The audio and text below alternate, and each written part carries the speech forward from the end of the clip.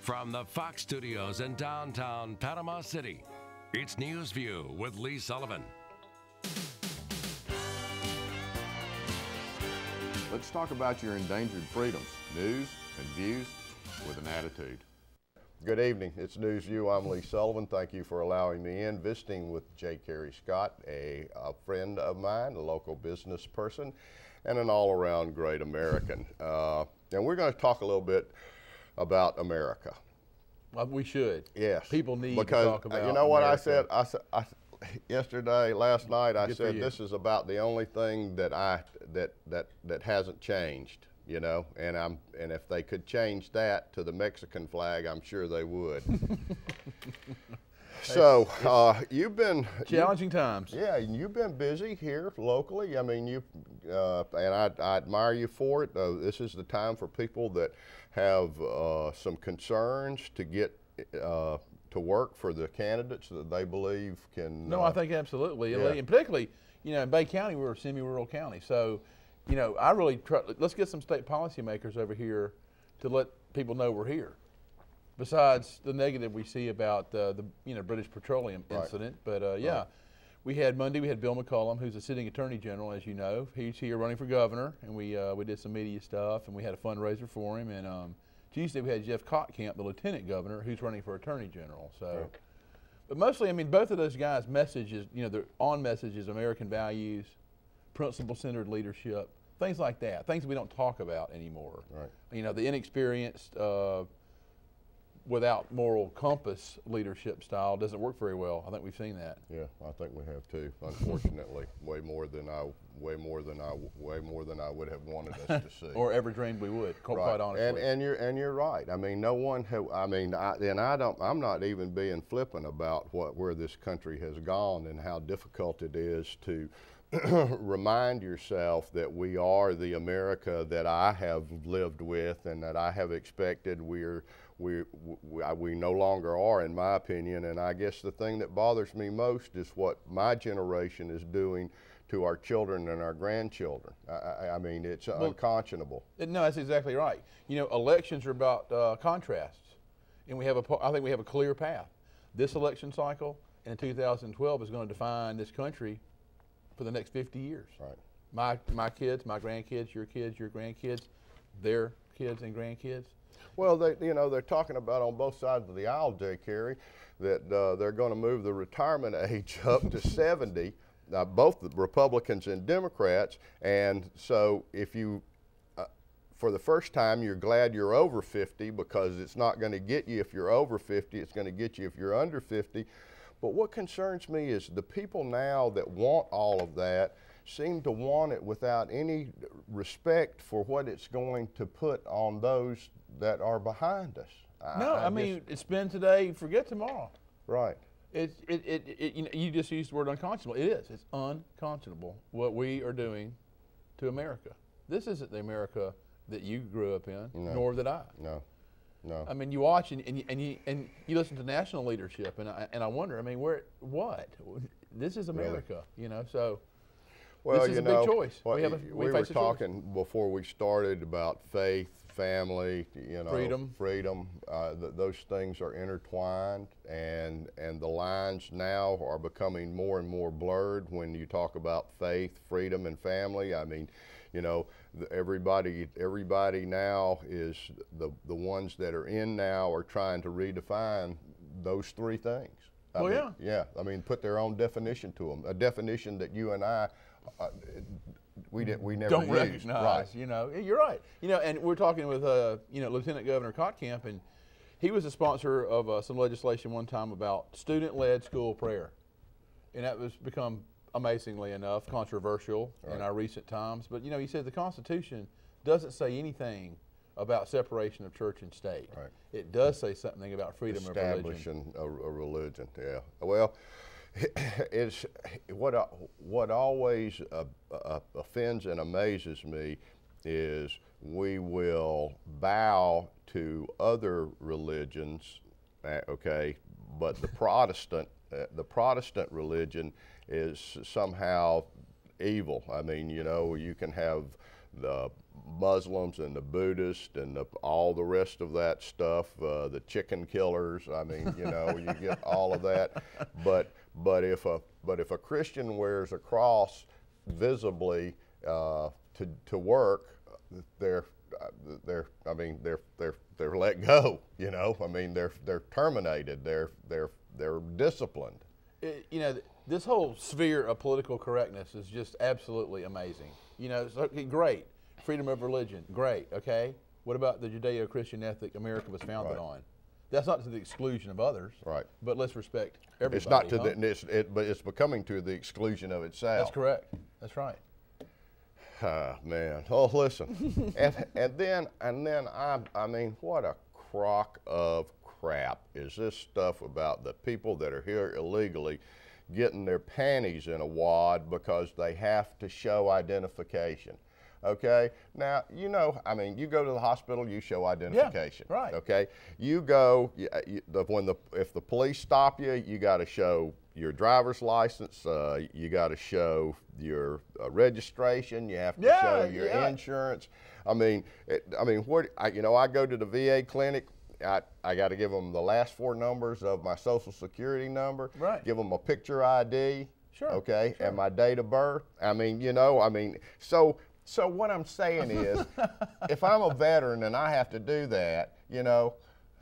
It's crazy. It's crazy. We're letting these things redefine, and we as Americans are allowing it to happen. As I said, this is the critical tipping point, in my opinion. Would you ever believe that we would have the president of Mexico addressing a joint session of Congress talking about how crummy one of our states were and getting a standing ovation by the Democratic Socialist Party? No. I also never thought the President of the United States would apologize for the United States. Well, you know, that has just become, that's just a common occurrence, unfortunately. When we come back, another thing that is changing the face of America is this health care issue. And I want to talk about that as it relates to government-funded abortions. All right. J.Carey Scott, Newsview. We'll be right back.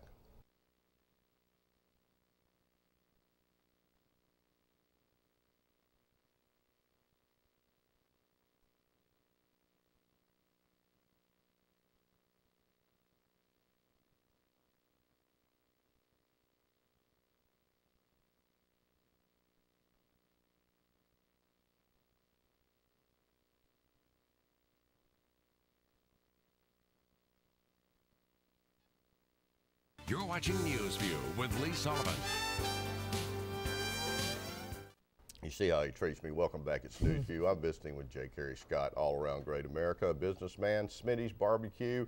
If you haven't eaten there, you're a communist. If you want to be an American, you need to get down there and get you some barbecue. Trust me when I tell you that, it'll make you feel like an American. Even if you are a communist, you will feel like an American. It will give you that American feeling because, I mean, seriously, barbecue is clearly American. It's American. It's American. Really. And if you're a communist, you can also repent and we'll give you a great American card. Right. See? It's redemptive as well as nutritional. Redemptive. Redemptive's a good word for me. That's going to be my word of the day.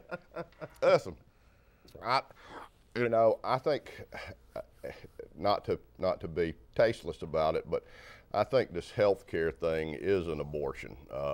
But, you know, everybody said that it was going to be used to fund abortions.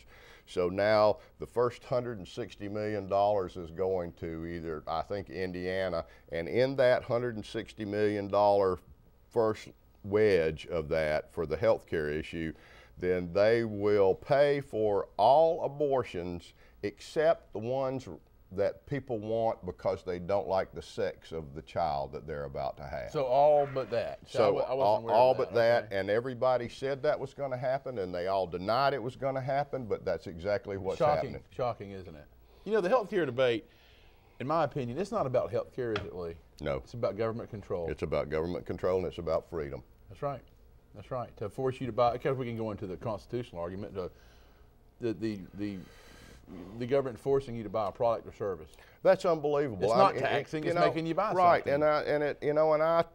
The analogy that I use is just like they pass a law, make you buy a Chevrolet or a Ford or something like that, and if you don't buy one, then you violated the law and you're going to be fined.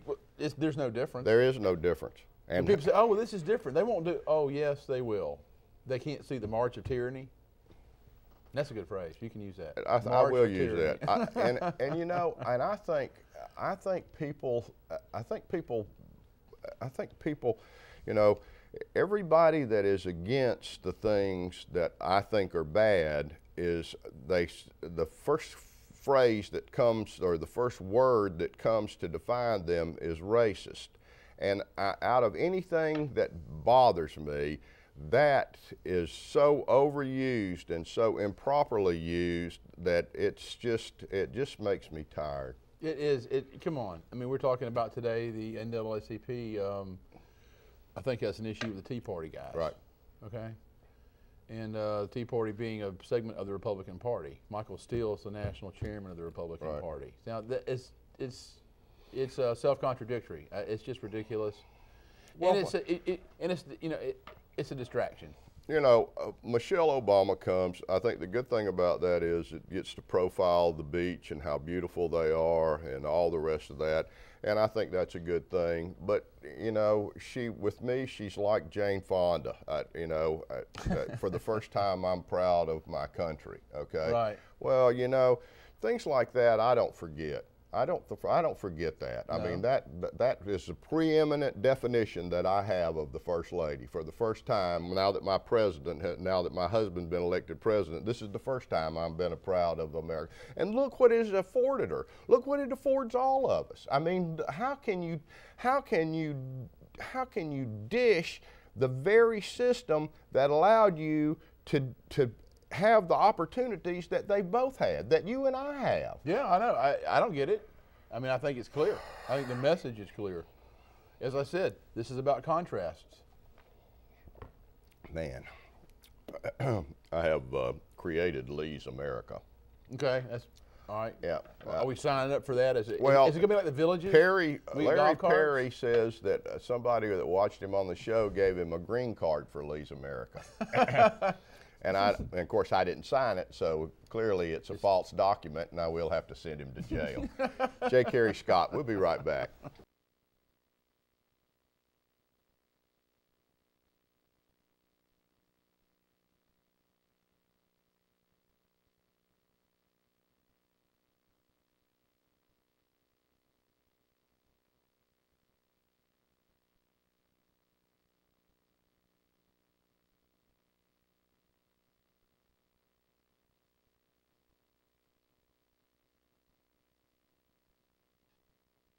You're watching Newsview with Lee Sullivan. Welcome back. It's Newsview. I'm visiting with J.Carey Scott, local businessman and great American. J.Carey has been, since I've known him, involved in the Boy Scouts, and one of those staunch supporters that the Boy Scouts depend on. I think, I could never get in, but I think it's a great organization. I think it's part of America. And so you bring some distressing information about President Obama and the relationship that he has assumed with the Boy Scouts of America. Yeah, the Boy Scouts, just first of all, they talk about things we don't like to talk about anymore in this country, like faith, honor, service, reverence, those kind of things, really un-American, well, in any event. Since 1912, the President of the United States has always been asked to serve as the honorary president of the Boy Scouts of America, an honor which Mr. Obama has refused. Further, the President of the United States has always been asked to sign the Eagle Scout certificates as the young man earned that high honor, something Mr. Obama has now refused to do. And that is contingent, apparently, or probably on the issue about the Boy Scouts and their stand on homosexuality. I would say that's probably one. I don't know that. I've been talking to the president, but I would imagine that there's once again the reverence all those qualities that they espouse and are very clear about what they believe. Obviously doesn't play well in the well, maybe